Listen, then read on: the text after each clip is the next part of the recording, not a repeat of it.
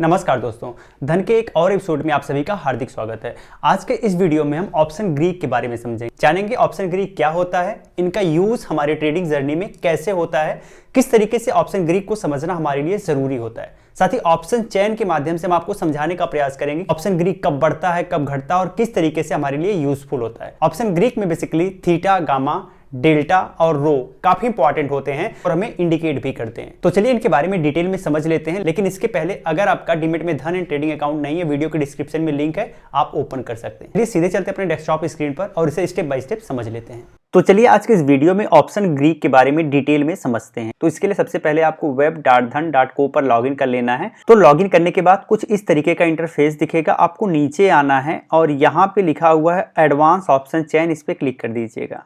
जैसे आपने advance option chain पे क्लिक किया, आपका ऑप्शन चेन ओपन हो जाएगा। इसमें मल्टीपल डेटा आपको देखने को मिल जाएंगे। अब क्या क्या डेटा है, यहाँ पे कुछ जरूरी डेटा हम आपसे बता देते हैं जिनके बारे में आज हम चर्चा करने वाले हैं, जो कि ग्रीक के रूप में यूज किया जाता है। जैसे वेगा हो गया, थीटा हो गया, गामा हो गया, डेल्टा हो गया, आईवी हो गया, इम्प्लाइड वॉलेटिलिटी। तो ये कुछ बेसिक डेटा हैं जो कि ऑप्शन ग्रीक के अंतर्गत आते हैं और आज इन्हीं के बारे में हम डिटेल में समझने का प्रयास करेंगे। तो चलिए स्टार्ट करते हैं। अभी मार्केट 24,440 के करीब है, यानी 23,400 से लेके 23,450 के बीच में मार्केट कहीं न कहीं वेरी कर रहा है। तो ये जो 23,400 से लेके 23,450 का रेंज है, ये हमारा एट द मनी होगा। एट द मनी पर आपका डेल्टा सबसे ज्यादा होता है। जैसे एग्जाम्पल के रूप में आप देखेंगे, एट द मनी पर आपका डेल्टा 0.53 से लेके 0.58 है। एक अप्रॉक्स आंकड़ा हम मान के चलते हैं कि जहां एट द मनी है वहां पे 0.5 का डेल्टा होता है। अब जैसे जैसे आप इन द मनी के केस में जाएंगे, आपका डेल्टा बढ़ता जाएगा। अब यहाँ देखेंगे जैसे आप ऊपर जा रहे हैं, डेल्टा आपका बढ़ता जा रहा है। लेकिन काल के केस में जैसे आप नीचे जा रहे हैं, आउट ऑफ द मनी के केस में जा रहे हैं, तो आपका डेल्टा कम होता जा रहा है। तो ये चीज आपने समझा। अगर ही पुट के केस में आएंगे तो पुट के केस में बिल्कुल उल्टा अपोजिट होगा। अपोजिट का मतलब ये हो गया कि पुट के केस में जैसे ही आप ऊपर जाएंगे, डेल्टा आपका कम हो रहा है, क्योंकि out of the money put के केस में ये होता है। और नीचे जाएंगे, डेल्टा आपका बढ़ रहा है, क्योंकि इन द मनी पुट के केस में ये होता है। तो पहली चीज आपने ये समझा। अब आपको ये समझना है कि डेल्टा का यूज कैसे हम करते हैं, हमें क्या फायदा देता है। अब ये बताता है कि मार्केट अगर एक स्ट्राइक प्राइस से दूसरे स्ट्राइक प्राइस पे जाता है तो उससे हमने जो ऑप्शन बाय किया है, हमारा प्रीमियम कितना बढ़ेगा, उसमें कितना इंक्रीमेंट होगा, ये आपका बताता है डेल्टा। कैसे निकालेंगे आइए समझते हैं।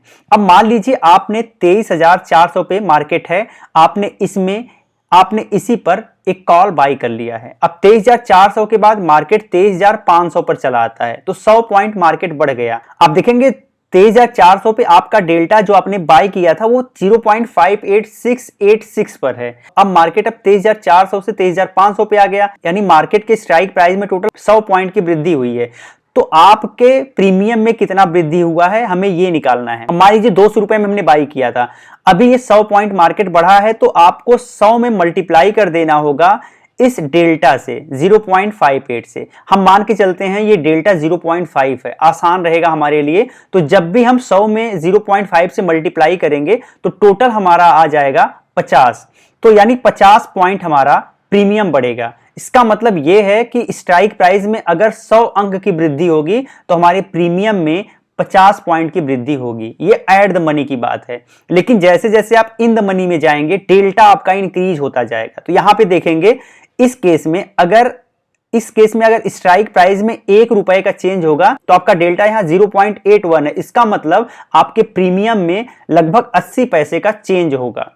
ठीक है, तो ये आपने समझ लिया इन द मनी के केस में। अगर यही आप आउट द मनी के केस में आएंगे तो डेल्टा कम हो जाएगा। जैसे मान लीजिए कि इस पॉइंट पे आप देखेंगे तो यहां पे अगर स्ट्राइक प्राइस में 1 रुपए का चेंज होगा तो इस केस में आपके प्रीमियम में सिर्फ 30 पैसे का चेंज होगा। जैसे आप एट द मनी से दूर जाएंगे, डेल्टा कम होता जाएगा और आपका फायदा कम होता जाएगा। यही रीजन होता है जो लोग बहुत दूर के स्ट्राइक प्राइस पे लेते हैं, उनको मार्केट से उतना फायदा मिलता हुआ नहीं दिखता है। लेकिन जो लोग इन द मनी में पोजीशन बनाते हैं, उनके साथ डेल्टा रहता है, डेल्टा की वैल्यू ज्यादा रहती है, तो प्रॉफिट भी उन्हें ज्यादा देखने को मिलता है। अब डेल्टा के बाद दूसरा पॉइंट हम देखेंगे थीटा के बारे में, कि थीटा क्या होता है। कई बार आपने देखा होगा कि आपने किसी स्ट्राइक प्राइस पर कोई कॉल बाई कर लिया है, बाई करने के बाद 1 सप्ताह की आपकी एक्सपायरी है, लेकिन आप देखें कि 3 दिन मार्केट कहीं गया ही नहीं।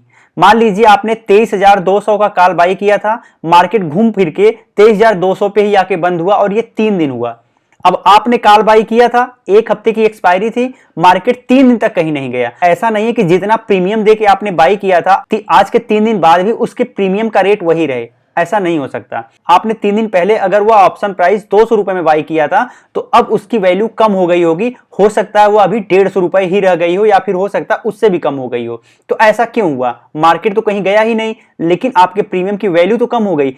इसका रीजन होता है थीटा डीके। थीटा डीके का मतलब यह है जैसे जैसे टाइम एक्सपायरी के करीब आएगा आपके प्रीमियम की वैल्यू कम होती जाएगी, चाहे मार्केट कहीं जाए या फिर मार्केट कहीं ना जाए। अगर मार्केट में तेजी देखी जाती है तो आपके प्रीमियम की वैल्यू बढ़ेगी, लेकिन मार्केट अगर कहीं नहीं जाती, घूम फिर के वहीं आके बंद होती है, तो आपके प्रीमियम की वैल्यू बढ़ने के बजाय घटने लगेगी। यही रीजन होता है कि maximum call and put buyer को लॉस देखने को मिलता है अगर मार्केट रेंज बाउंड हो जाती है तो।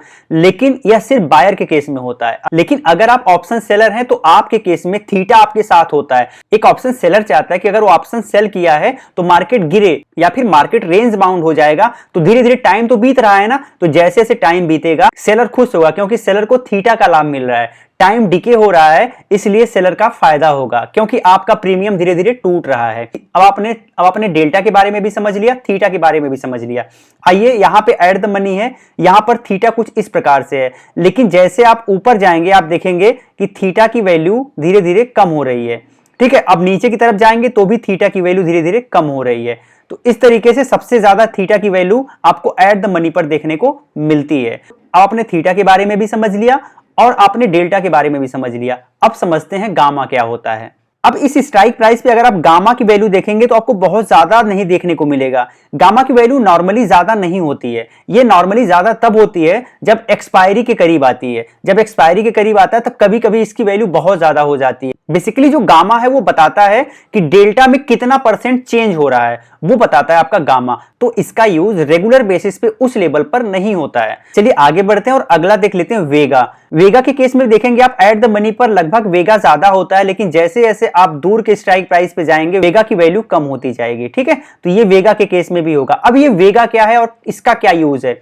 बेसिकली वोलेटिलिटी को इंडिकेट करता है वेगा। आपने इंडिया विक्स का नाम तो सुना ही होगा। तो अगर मान लीजिए इंडिया विक्स में 1% का ग्रोथ देखा गया है तो वेगा में भी ग्रोथ देखा जाएगा, और अगर इंडिया विक्स में 1% की कमी देखी गई है तो वेगा में भी कमी देखी जाएगी। और वेगा की वैल्यू सबसे ज्यादा एट द मनी पर होती है। तो बेसिकली वेगा बताता है मार्केट के वोलेटिलिटी को वेगा निर्देशित करता है, दिखाता है। तो उम्मीद करते हैं ये वीडियो आपको अच्छी लगी होगी। वीडियो अच्छी लगी हो लाइक एंड शेयर जरूर करिएगा। जय हिंद।